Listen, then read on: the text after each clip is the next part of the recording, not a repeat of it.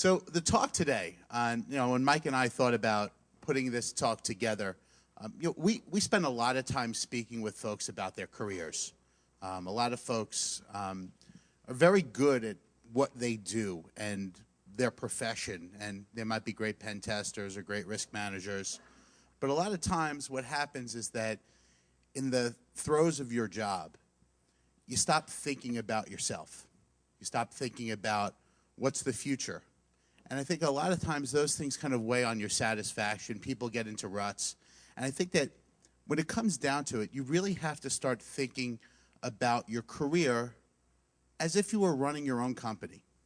Because at the end of times, you are the biggest money-making vehicle that you have. It's bigger than any investment. It's bigger than the stock market, real estate, obviously real estate. But I mean, especially in Vegas. There you go. But I mean, it's the one investment that you really control.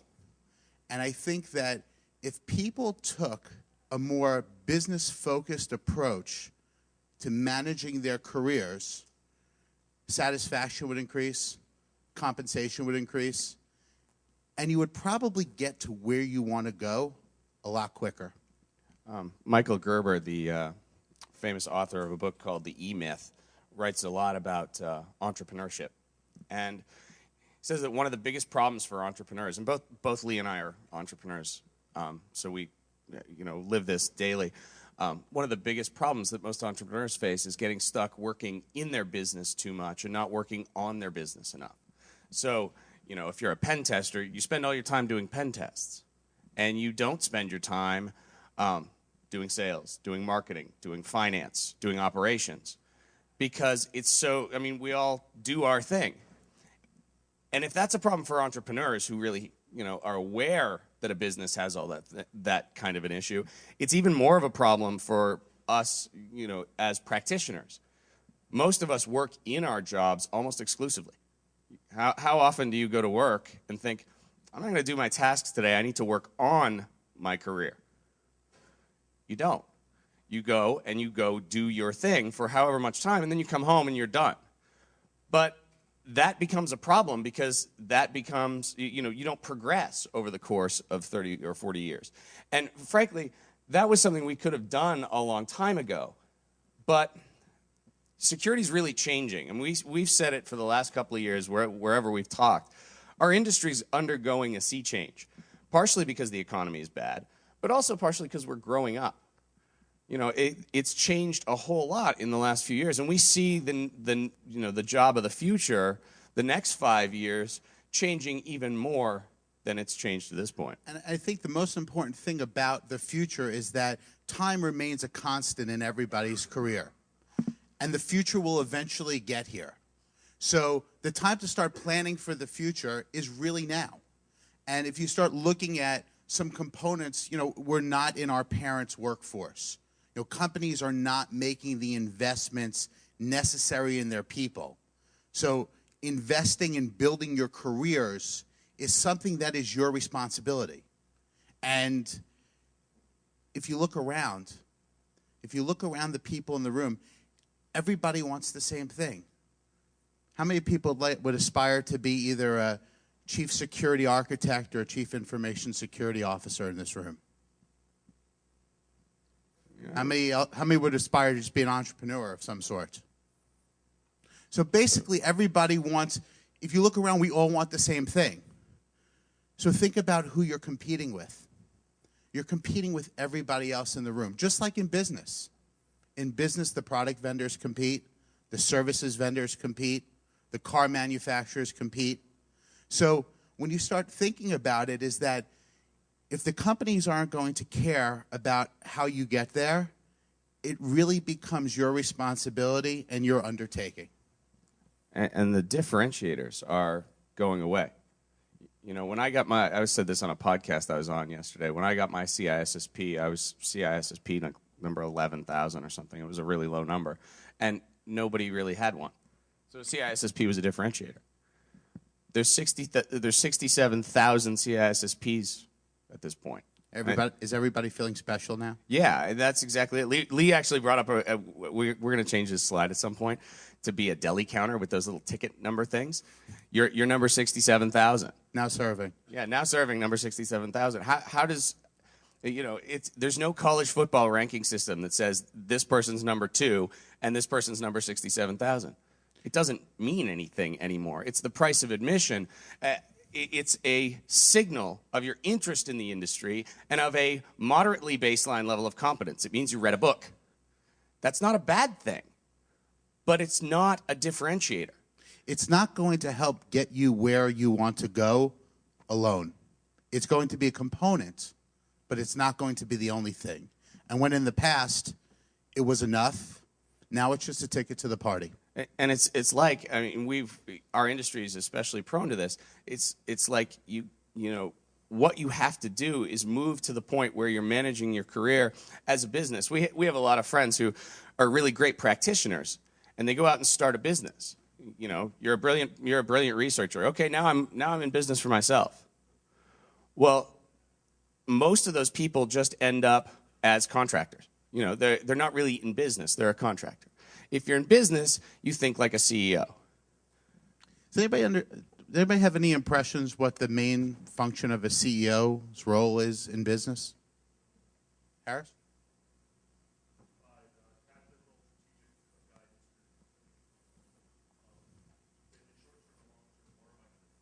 Okay, that's good. Vision? Go for it. Increase profit. I like profit. That's good. We're all fans of profit. Yeah. But to me, the way I've always been told that, I think all those are good answers. But what I always see is that the CEO's main job in a company is to make decisions, and to make decisions with the best interest in the company in mind. And when you start thinking about, when you start thinking about yourself as the CEO of your career. So just to draw some parallels is that where the CEO is making some decisions about the company and the company's well-being, in your own career, you're going to make your decisions about yourself and what your own personal well-being is. The great thing about decisions, and when you own those decisions, is that you get to reap the rewards, and you also get to suffer the consequences. You get the exorbitant CEO pay for your own business. You get 100% of the profits. And the thing is this, the CEO of companies accountable to everybody. They're accountable to their employees, their shareholders, their board of directors, their customers. When you're the CEO of your own company, you're accountable to your family. You're accountable to yourself. You're accountable to your employer. And to some extent, you're accountable to your peers in the industry. And the other thing is this, is that the CEO every day, they're basically auditioning for their job, auditioning to keep their job. And when you run your own business, you're always auditioning for your next position.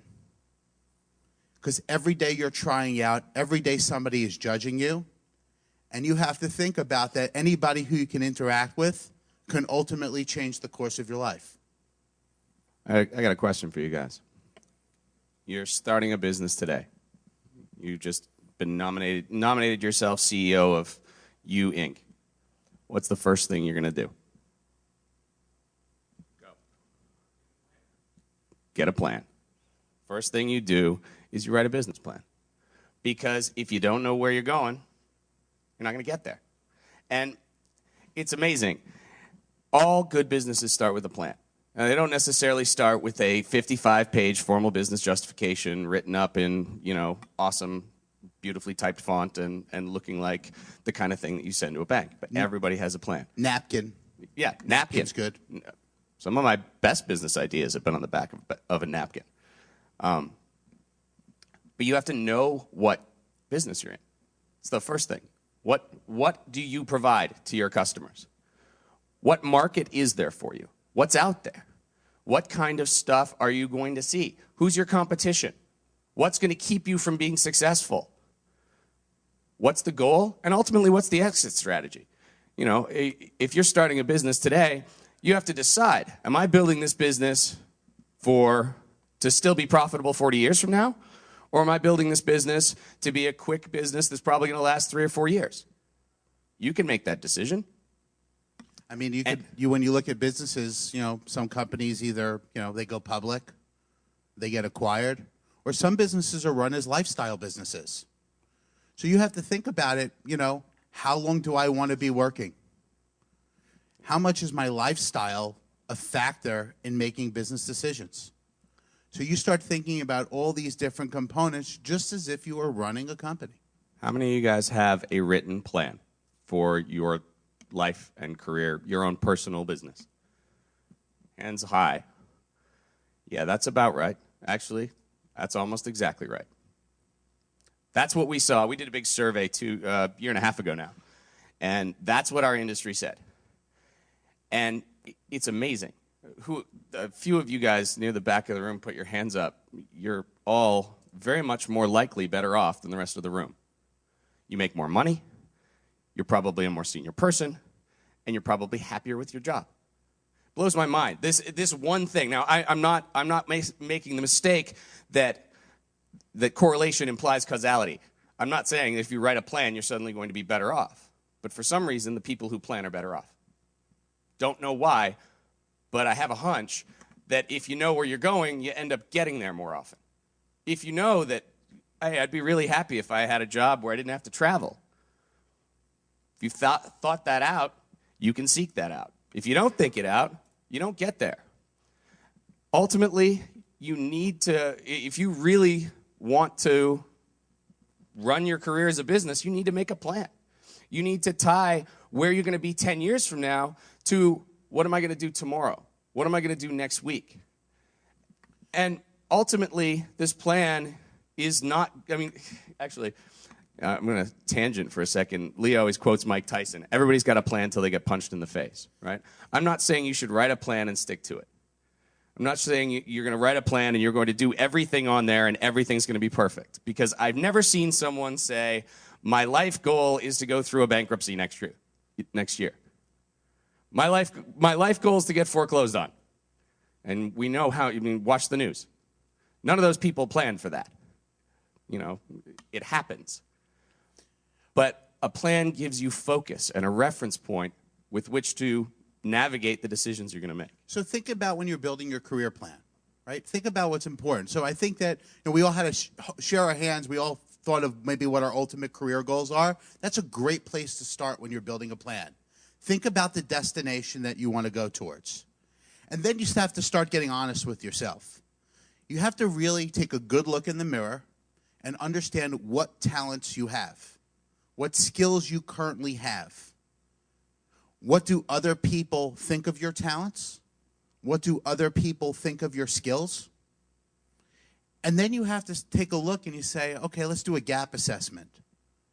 If I want to reach my goal, and that goal requires skills A through Z, and I have skills A, C, E, F, and G, I'm going to have to find a way to acquire those missing skills so I could be qualified for my long-term career goal. And then also you got to think about your competition because they're thinking the same exact thing. The idea is this, is that your career has an ultimate destination, but there are destinations along the way. And making the right decisions about which jobs you take, which type of companies that you work in, there should be a strategy towards that. There should be a method to that madness so it will ultimately lead you where you want to go. And there's so many different directions that you can take in information security.